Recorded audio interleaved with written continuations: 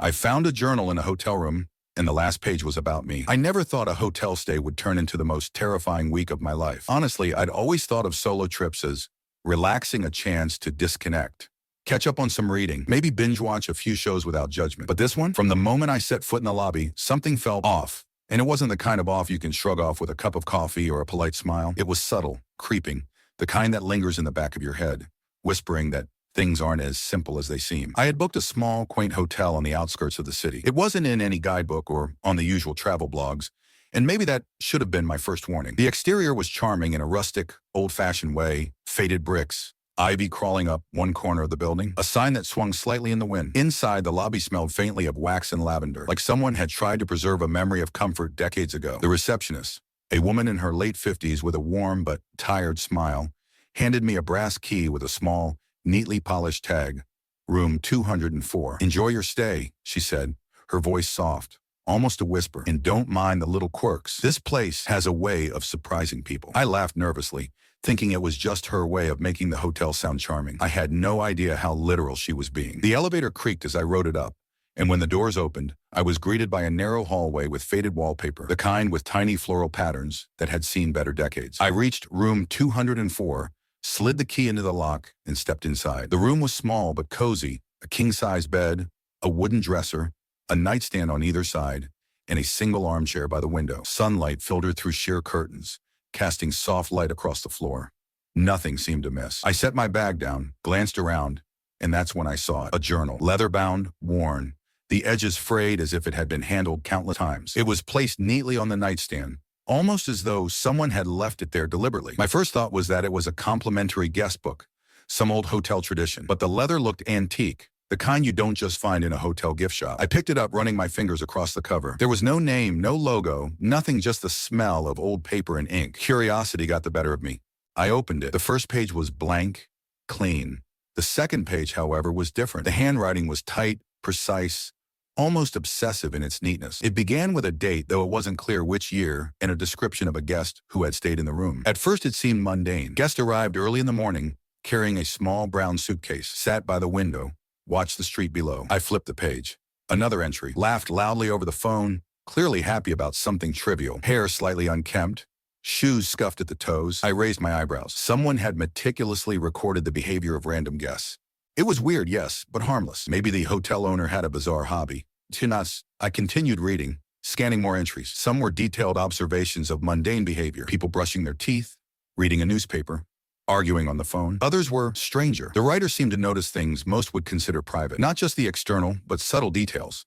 The way a guest's hands trembled when they held a cup of coffee, the exact phrasing of a conversation, a faint scar on someone's wrist. And then I turned the page, and everything changed. "I saw someone today who looked exactly like him," the entry read. My stomach twisted. My name wasn't mentioned yet, but the description hit too close to home. Dark hair, slightly messy but not unkempt, hazel eyes that catch light strangely, small scar on the left-hand knuckle from a childhood accident. He moved with the kind of restless energy that makes him fidget when he's thinking too hard. He checked into room 204 at precisely 2:37 p.m., carrying a black suitcase with a habit of glancing at the door every few minutes, as if expecting someone. He smiled politely at the receptionist, but his eyes betrayed anxiety. I froze. Every single detail, down to the scar on my left-hand knuckle, was accurate. I glanced at my hand without thinking, tracing the tiny mark that had been there since I was 10. My pulse quickened. I wasn't sure if I should laugh, be impressed, or panic. I kept flipping. The next entries weren't any less disturbing. He keeps a notebook of his own, small and worn, with a pen tucked into the spine. Occasionally, he scribbles frantically, oblivious to people around him. My notebook, my pen, both had made the trip with me. And the way it was described, it was uncanny. I put the journal down on the bed, trying to steady my breathing. My mind raced with explanations. Maybe I had stayed here before? No, I would have remembered. Maybe it was a coincidence. But the level of detail, the way the author noticed private habits, no, this wasn't coincidence. I glanced around the room. The sunlight made the shadows stretch across the floor, and for the first time, the room felt smaller, more oppressive. I wanted to leave. I wanted to scream and run, but something kept me rooted in place. Morbid curiosity, fear, maybe both. I picked the journal back up and read further. The entries shifted from mere observation to speculation. He seems anxious about something, though he tries to hide it. Watches the window, then the door, then the window again. I wonder if he knows someone is observing him. I swallowed hard. My chest tightened. How could this person know I was here? I hadn't mentioned my travel plans to anyone except my work colleagues, none of whom knew I'd be staying at this particular hotel. My phone, my car, the bags I had with me, all ordinary items. But now every little thing felt like it had been under scrutiny. A sudden knock at the door startled me. I jumped, the journal slipping from my hands. My pulse spiked as I pressed myself against the bed, peeking toward the door. It was probably housekeeping, I told myself. They didn't have any reason to be in my room unannounced, but the rational part of my brain felt weak. "Hello? Room service," a voice called, distant and muffled through the door. I exhaled, trying to convince myself it was normal. But when I turned back to the journal, my stomach dropped. Someone had added a new entry, or maybe I hadn't noticed it before. The handwriting was the same, but the words chilled me to the bone. "He doesn't know I'm here yet, but soon he will. I wonder what he'll do when he sees this." I couldn't place the tense past, present, future, and yet I knew instantly it was about me. For a long moment, I just sat there, staring at the words, every rational thought colliding with pure terror.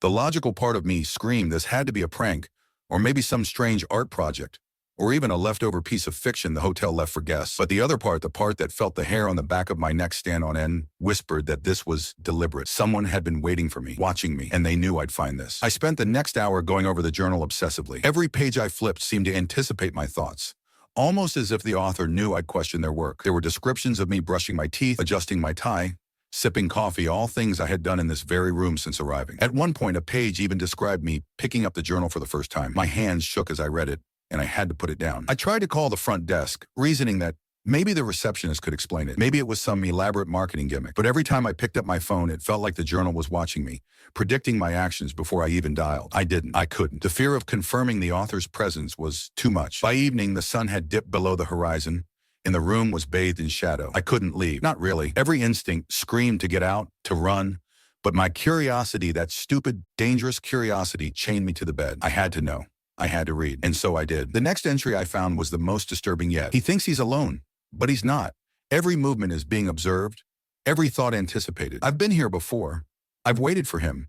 Now he's in my trap, even if he doesn't know it yet. That line made my blood run cold. A trap? I looked around the room, at the window, the door, the shadows stretching across the floor. I couldn't see anyone, but the way the words were written, the way the author described me, not just observing but knowing, made me feel naked, exposed. I didn't sleep that night. I kept the journal close, flipping pages, trying to understand if it was coincidence, delusion, or something far more sinister. By dawn, I realized the terrifying truth. Whoever wrote this didn't just know about the hotel. They knew about me, and I had no idea why. Every line felt like it was written while staring at my life through a hidden camera. I didn't think it was possible, and yet, as I sat on the edge of that creaky bed in room 204, flipping through the worn pages of that cursed journal, the truth hit me like ice water. Whoever had written this had been inside my life. Somehow, impossibly, they knew me. The day had started like any other solo trip. I tried to distract myself with small tasks, making coffee, checking my emails, rearranging my suitcase. But the journal kept calling me back, its leather cover as heavy as a warning. My hands shook as I opened it, already anticipating the new horrors waiting in the next entry. And they were there. The page I landed on first wasn't just a vague description of a stranger in a hotel room. It was specific. It mentioned my favorite coffee shop, the one I always visited before early morning meetings, down to the exact corner seat I preferred, and the way I tapped my pen impatiently against my notebook while waiting for my latte. The journal had described the exact flavor I ordered, including the almond croissant I always picked to go with it. I blinked, hoping it was some kind of sick coincidence, but I knew it wasn't. I flipped the page faster, desperate, and found the next entry. Memories from my childhood. Not just vague recollections either. Precise moments I had never shared with anyone. The time I fell off my bike at 7 and skinned my knee while racing my neighbor. The afternoon I hid in the old oak tree in our backyard because I was afraid of the thunderstorm. The note I had written to my best friend that I never sent, folded neatly under my mattress for years. Every detail had been recorded with chilling accuracy. My throat tightened, and I could feel panic clawing its way up from my stomach. Whoever this was, they weren't just a casual observer. They had spent time digging into my life, perhaps months, perhaps years. They knew me in a way that no stranger could. I tried to convince myself it was a prank, some twisted form of art. But deep down, I knew it wasn't. There was an obsession here, an intimate knowledge that went beyond coincidence. Then came the entries about my present, the ones that made me realize this wasn't just a diary about people staying at a hotel. This was about me. They noticed him again today. One line read, "He walks like he's lost, but only sometimes. Watches the people around him with curiosity, then glances at the journal. He does not know yet that we know he sees us." I froze. How could the journal know I had seen it yesterday? I hadn't touched it in front of anyone. And the tense "we know he sees us" made the hair on my arm stand on end. Someone was watching, and they were aware that I was aware. The room felt smaller as I read further. I started noticing the little things that had seemed harmless before. The slight creak in the hallway outside my door whenever someone passed. The air conditioning vent rattling slightly, as if disturbed by a sudden draft, shadows that seemed to move just a little too quickly when I glanced at them. By nightfall, the hotel had grown eerily quiet, the kind of quiet that presses against your ears and makes every little sound louder than it is. I was trying to process the journal when a strange thing happened. The door to my bathroom was slightly ajar. I was certain I had closed it. My hands trembling, I reached for it and shut it firmly, checking the lock twice. Then my bag, the one I had left untouched on the floor, had been nudged. Not fully open, just nudged, as if someone had leaned on it, testing its contents. My pulse raced. I thought I might be imagining it, but the journal lay on the bed, waiting for me to return. I wasn't sleeping that night. I read every page obsessively, taking mental notes of the entries, the handwriting, the tense, the obsessive precision. The journal didn't just document life, it predicted behavior. "He will check the door again tonight," one line read. My hand froze mid-flip. I had just done that a few moments ago. "He will place the journal on the bed before moving to the window," another line said, describing exactly what I was doing. I pressed my hands against my face and tried to breathe slowly. This was insane.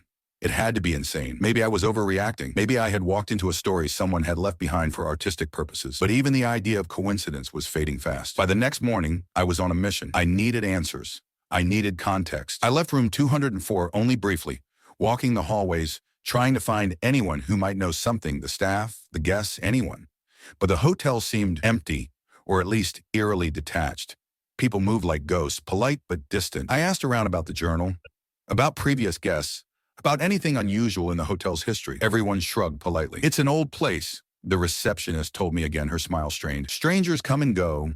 You might find things left behind. Sometimes guests leave diaries or notes. Nothing sinister, I assure you." I didn't believe her. I couldn't. I started digging into the hotel's history on my phone. It had been around for decades, originally a small inn, then expanded into this oddly charming hotel. No mention of anything supernatural.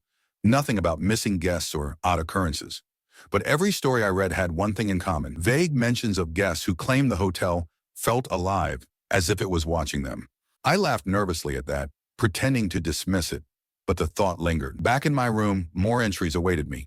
Now the journal described moments from earlier in the day, small private behaviors I hadn't noticed anyone observing. The way I sipped my coffee, the way I traced my fingers along the edge of my notebook while thinking, the way I flinched when a waiter brushed past me at breakfast. Each line was precise, almost loving in its attention to the smallest details. I felt trapped. My curiosity kept me tethered to the journal, but my mind screamed at me to run. I could almost hear the author's presence in the quiet, in the way the shadows shifted across the room. I kept glancing at the hallway, imagining someone standing just out of sight, pen in hand, chronicling my life. Then came a series of small events that made my blood run colder. A knock on the door in the middle of the night, soft but deliberate, not loud enough to announce a visitor, but enough to make me freeze. I rushed to the door. No one was there. The armchair near the window was slightly rotated, though I had left it facing the wall. My suitcase had been nudged again, and most disturbing of all, the journal was open, flipped to a page I didn't remember reading before. "He will notice us tonight," it said. "He does not yet understand the depth of what he has found." My hands shook violently. I wanted to throw the journal across the room, burn it, smash it, anything, but I couldn't. It had me. I was addicted to knowing what the next line would say, what details I'd discover about my own life. By morning, my fear had turned to a desperate, obsessive curiosity. I needed to know who wrote this. I needed to find a logical explanation. Someone had to be behind this. But no matter how much I asked, how many records I checked, how many hotel staff I questioned, the answer eluded me. Whoever it was, they were careful, professional, and they knew me intimately. And then I read a line that froze me in place. "He will check the window tomorrow morning. The stranger in room 204 will see the reflection first, before knowing we are outside. He will think it is coincidence, but it will not be." I stared at the page, then at the window beside my bed. My reflection stared back at me, pale and wide-eyed, the shadows beneath my eyes deep from the previous night's terror. I didn't know if I wanted the next day to come. Part of me wanted to leave, run as far as I could, but another part, the part that had already been ensnared by the journal, wanted to see. The next morning, as if on cue, I noticed a movement outside the window. Something reflected in the glass caught my eye. I froze, my pulse hammering, and for a split second, I thought I saw a figure watching, just beyond the glass, perfectly aligned with the entry from the journal. My hands shook as I drew back. The journal lay open, almost smugly, as if it had anticipated my reaction. The handwriting was still sharp, still precise. He saw it, he knows, and he will come closer. I couldn't breathe. I couldn't move. I realized in that moment that the journal wasn't just predicting, it was orchestrating. And I was trapped in a carefully written story that someone else had authored, a story in which I was the unwilling protagonist. And I knew with a sinking certainty that the next line, the next page, the next detail would be even more personal and terrifying.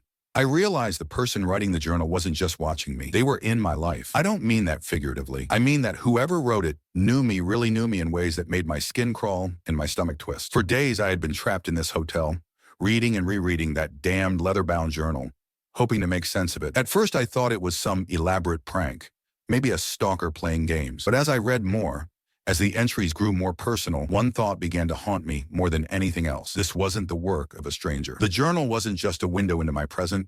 It was a mirror reflecting my entire life. When I reached the section where the handwriting shifted slightly messier, angrier strokes, I noticed dates from years ago. At first, they didn't mean much, but then one caught my eye. April 14th, 2007. That date sent a jolt through my chest. It was the day I turned 13, a day I hadn't thought about in years. I skimmed the entry, and my heart dropped. He didn't blow out the candles on his first try. His mother laughed, said it was a sign of bad luck. He smiled anyway, pretending not to care. But he did. He always does. No one else knew that. No one was even watching me that closely back then, at least. I thought they weren't. I could still remember the flickering candles, the lopsided chocolate cake my mom had made, my cousin teasing me. The journal described it exactly. I closed it quickly, my fingers trembling. It didn't make sense. I tried to recall who had been there that day: my parents, a few cousins, a couple of friends from school. Could one of them have written this? Could someone from my childhood have been following me all these years? It was insane, but I couldn't shake the thought. Over the next few hours, I read through more of the entries. Each one traced through a moment from my past. My first day of high school, a college fight I'd never told anyone about, the night I broke up with my ex, even a conversation I had with my dad before he passed. Every memory was recorded in excruciating detail, not just the facts, but the feelings. The writer didn't just observe me. They understood me. That's what scared me most. I started to list potential suspects in my head. Maybe it was Claire, my high school girlfriend, who'd always said I kept too many secrets. Or maybe it was Evan, my old roommate who used to joke about writing a biography on me because he found me interesting in a weird way. I thought about my old coworker, the one who used to pry into my personal life. But then a memory struck me, something I hadn't thought about in years. When I was 12, there was this kid named Drew who lived across the street. He was quiet, strange even, obsessed with note-taking. He used to carry around a small brown notebook everywhere he went, scribbling things down about people. I remember once catching him staring at me while writing something, and when I asked what he was doing, he smiled and said, "You'll see." I never did. We moved away the next year, and I never saw him again. But the handwriting, the neat, deliberate strokes, it was eerily similar to his. The thought made me nauseous. Could it be him? Could Drew have grown up, tracked me down, and somehow inserted himself back into my life like this? I needed answers. I went downstairs to the front desk, gripping the journal in my hand like a weapon. The same receptionist was there, the older woman with the tired eyes and polite smile. She looked up as I approached, her expression calm. "Hi," I started, trying to keep my voice steady. "I found this journal in my room. I need to know who it belonged to." She glanced at it, then at me. For a moment, her expression changed the tiniest flicker of recognition, or maybe fear. But then she smiled faintly. "Guests leave things behind all the time," she said softly. "Books, journals, even clothes. We collect them when we can. But this one," I pressed, "has my life written in it. Not just observations, my memories, my thoughts. Someone wrote about me in here." Her eyes widened slightly, but her tone stayed calm. "Sir, perhaps you're mistaken. Maybe it's coincidence." "Coincidence?" I said, my voice rising. "This thing describes things from when I was a kid. How could that be a coincidence?" The receptionist hesitated, then leaned forward slightly. "Sometimes," she said in a low voice, "people come here to remember things, or to be remembered." "What does that even mean?" I demanded, but she didn't answer. She simply smiled again, that same hollow smile, and said, "Enjoy your stay." It was infuriating. I wanted to shout, to demand answers, but something about her calmness, her almost rehearsed detachment, stopped me. Back in my room, the air felt heavier, as if the walls were closing in. The journal sat on the bed where I had left it, open to a fresh page. My stomach dropped when I realized the ink looked new. "He spoke to her today," the new entry read.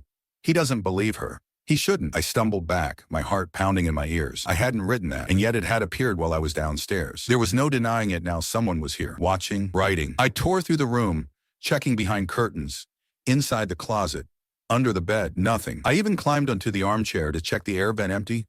But when I turned around, the journal was closed again, resting perfectly in the center of the bed, like it had never been disturbed. Oh, that was the breaking point. I had to leave. I grabbed my bag, shoved my things into it, and bolted downstairs. My hands trembled as I handed over the key to the receptionist. "I'm checking out," I said, trying not to sound panicked. "Oh," her smile faltered for just a second. "Of course," she murmured, tapping something on the computer. "But it seems your payment hasn't gone through yet. Perhaps you can try again?" I frowned, pulling up my banking app. The connection kept failing. No service, no Wi-Fi. "I'll pay in cash," I said quickly, slapping a few bills on the counter. She hesitated, then handed me a receipt. "Of course, sir.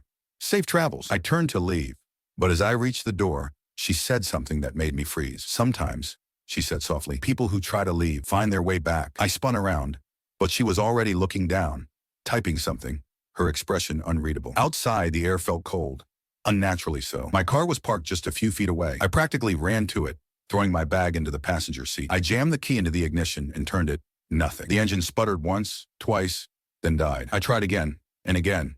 The car refused to start. My phone buzzed in my pocket, a notification. Uber. All drivers currently unavailable. Of course. I stared up at the hotel. It loomed against the dull gray sky, its old sign creaking softly in the wind. The windows reflected the light in a way that almost looked like eyes watching me. I sat in the car for a long time, my hands gripping the steering wheel, trying to think. Logic said I should walk to the nearest gas station, call a tow truck, something, but the idea of leaving my car, of turning my back on that building, filled me with dread. Finally, I forced myself to get out. I'd barely taken a few steps before I noticed something on my windshield, a folded piece of paper tucked beneath the wiper. My stomach twisted. I pulled it out, unfolding it carefully. It was a page from the journal, my handwriting, or at least it looked like mine. He won't get far, it said.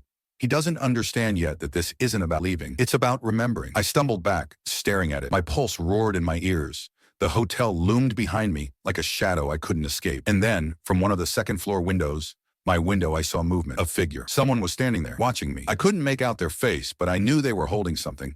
Something small and rectangular. The journal. My heart nearly stopped. I didn't know how. I didn't know why. But whoever they were still in the hotel. And somehow, they had been writing my story long before I ever arrived. I backed away slowly, the paper trembling in my hand, every instinct screaming at me to run. But a single thought cut through the panic, cold and sharp. If the author knew me this well, maybe they had never left my life at all. I never thought fear could taste this real, and curiosity this dangerous. By the time I reached the fourth day in room 204, the hotel no longer felt like a place I had chosen to stay. It felt like a trap. Every creak, every whisper of the wind against the building, every shadow shifting along the hallways felt like a warning. And the journal, that cursed leather-bound journal, sat on the bed like an unblinking eye, daring me to open it again. I had tried to leave. I really had. The first attempt ended with my car refusing to start, my phone showing no available rides. Panic had surged through me, but a part of me, the sick, addictive curiosity, had forced me back inside. I needed answers. I needed to know who was behind this, and more importantly, why. So I decided to confront it. I spent the morning preparing. My phone, now fully charged and with a fully working flashlight, became my lifeline. I scouted the room for anything I could use as a weapon, a heavy lamp, scissors, even a thick glass paperweight from the desk. Then I went through the journal, searching for patterns, for clues. The entries were methodical. The author seemed to leave breadcrumbs, subtle hints hidden between their obsessive descriptions. He will look under the bed if he hears something at night. One line read. Another, he trusts the voice that greets him at the desk. He shouldn't. That last one had me thinking about the receptionist. I hadn't fully trusted her hollow smile, her cryptic warnings, the way she had typed something in the computer and looked at me like she knew more than she let on. But could she really be the author? It seemed impossible. I devised a plan. I set small traps, a string across the hallway connected to a bell from the old front desk set I'd carried with me, hotel decor left over from decades past, a trail of tiny notepads leading toward the entrance, and a camera app running on my phone, recording continuously. If someone tried to enter, I would know. Night fell, heavy and suffocating. I sat on the bed, journal in hand, pretending to read but watching, waiting. My heart was pounding so hard I thought it would burst. The shadows in the room seemed to crawl along the walls, stretching and twisting, and then a sound, a faint creak outside the door. My pulse tripled. Slowly, I raised my phone, flashlight on, aiming it toward the door. The handle turned, just slightly as if testing it. My hands shook as I grabbed the lamp. "Who's there?" I demanded. Voice louder than I intended. Nothing. Silence. Then I heard it, a whisper.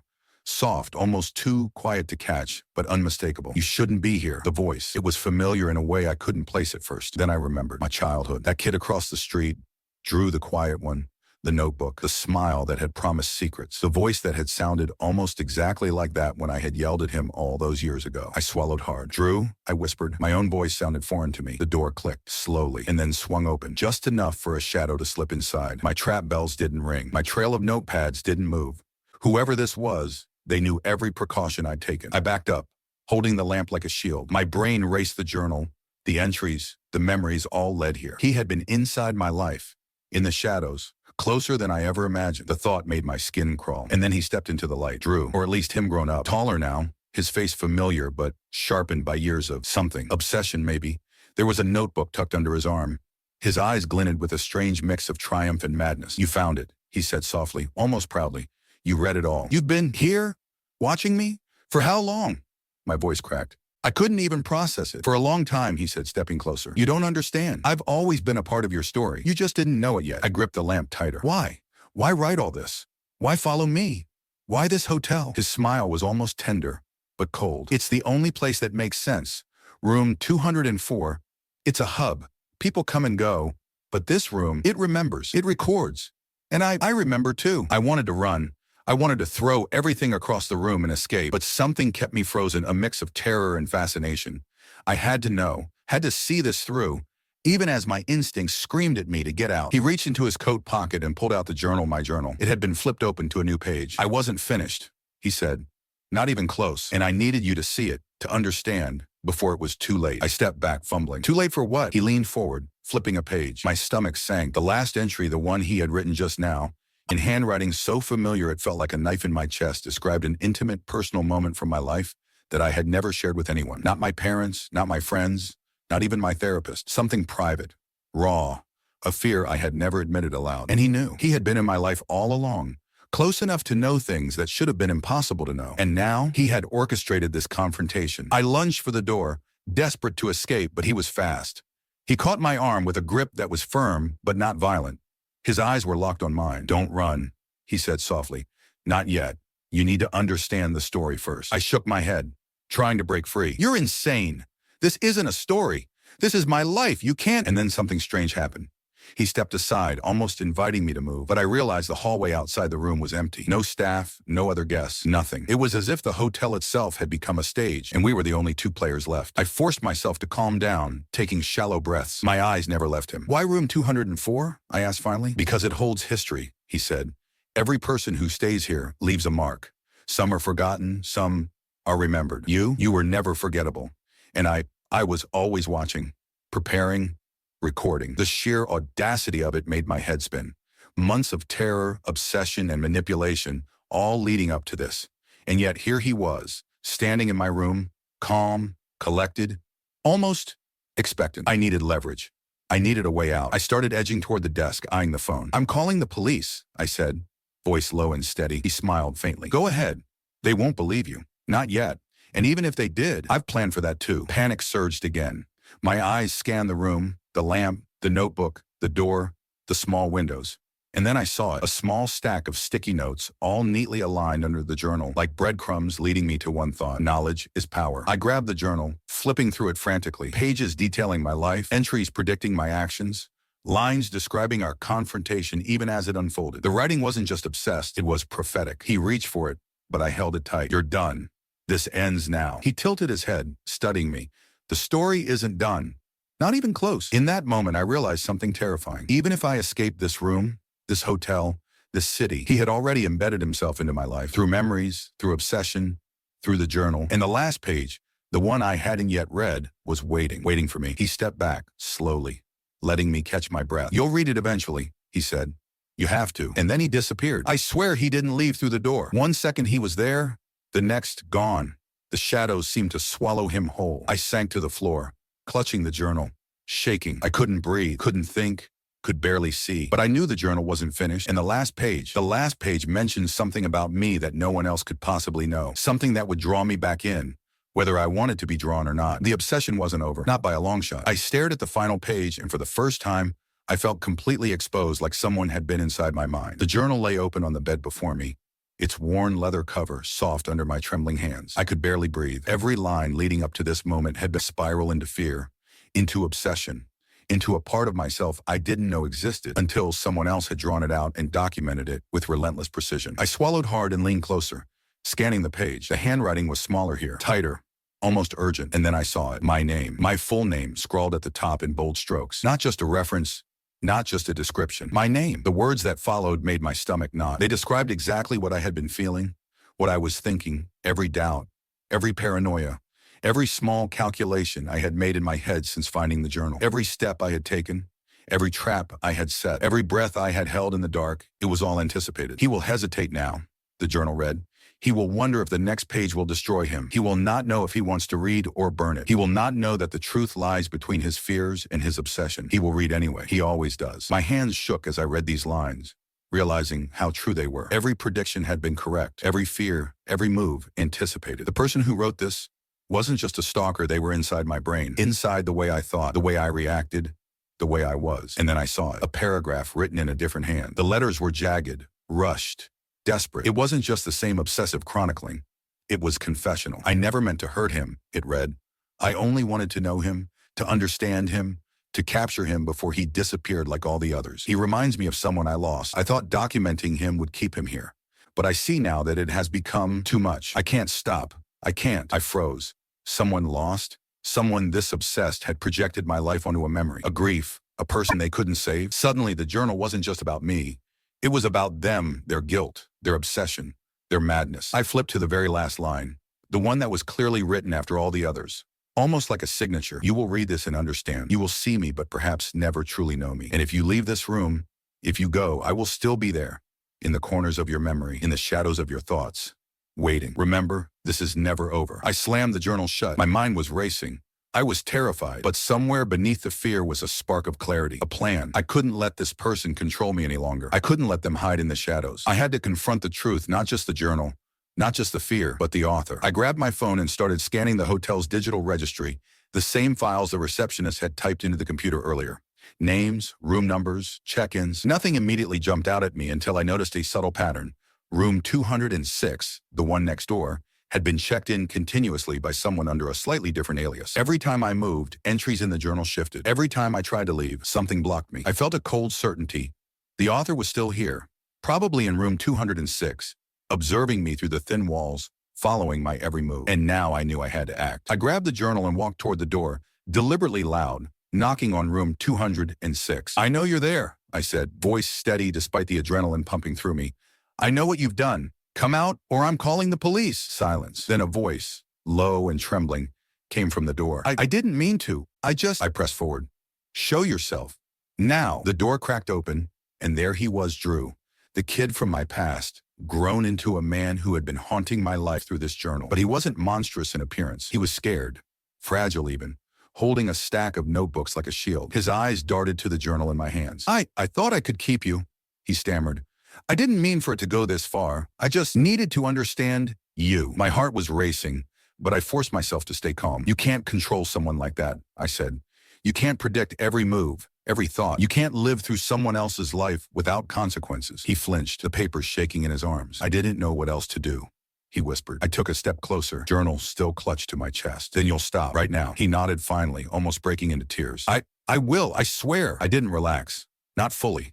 I kept my eyes on him as I dialed the hotel security number, and then the local police, explaining everything. As I spoke, I realized something terrifying. The obsession hadn't ended. It had only paused, frozen like a storm on the horizon. I made him hand over all the notebooks he had, every entry, every observation, every moment he had documented. I would give them to the authorities. I had to. But even then, I knew even if he was gone tomorrow, even if the police took him away, a part of him had already embedded itself into my life. And then I glanced at the journal one last time before placing it in a secure box.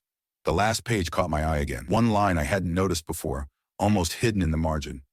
He will think he is safe, but the story is never truly over. I am inside him now, where I always wanted to be. I shivered, a cold, creeping realization settling over me. The terror wasn't about the person in room 106 anymore. It was about the story itself and my place in it. Even if I survived, even if I escaped, even if the authorities handled Drew, the journal, the obsession, the knowledge of me would linger, always. I left the hotel that night, driving as far as I could. My hands were tight on the wheel, my eyes darting to every passing shadow, every stranger walking by. I tried to tell myself it was over, but I knew the truth. Some stories never end. And as I stared at the dark horizon, I realized the most terrifying thing of all. The last page wasn't just a conclusion. It was a beginning of paranoia, of fear, of knowing that someone had mapped my mind so thoroughly that I would never feel entirely safe again. Even now, weeks later, sometimes I see a notebook tucked in a corner or a shadow flitting past a window, and I remember that final line. The story is never truly over, and I believe it. All right,